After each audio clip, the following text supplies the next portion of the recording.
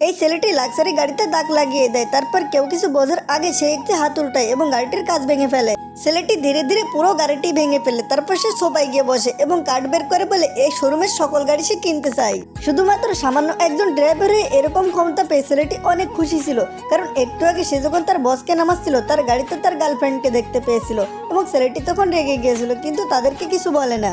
এরপর ছেলেটির বস এবং সেই মেয়েটি মিলে ছেলেটিকে অনেক বেইজ্জতি করে এবং মারধর করে, কিন্তু ছেলেটি কিচ্ছু বলে না। তারপর তারা যখন গাড়িতে করে চলে যাচ্ছিল ছেলেটি তখন আকাশের দিকে তাকিয়েছিল এবং পিছন থেকে একটি গাড়ি এসে তাকে ধাক্কা দেয়, কিন্তু ছেলেটির কিচ্ছু হয় না। সে সাথে সাথে আবার উঠে বসে এবং তখন একটি সিগন্যাল আসে, তার অ্যাক্টিভেশন সিস্টেম চালু হয়ে গেছে এবং এই কার্ড দিয়ে কোনো মহিলাকে শপিং করালে 100 গুণ সে ফেরত পাবে।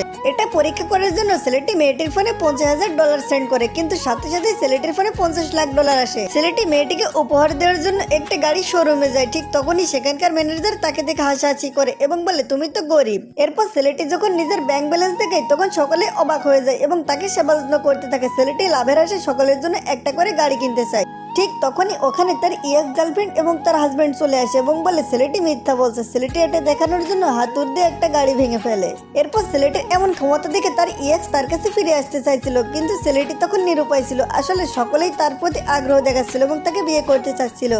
তো বন্ধুরা, তোমার কাছে এমন শক্তি থাকলে তুমি কি করতে কমেন্ট করো এবং চ্যানেলটি সাবস্ক্রাইব করতে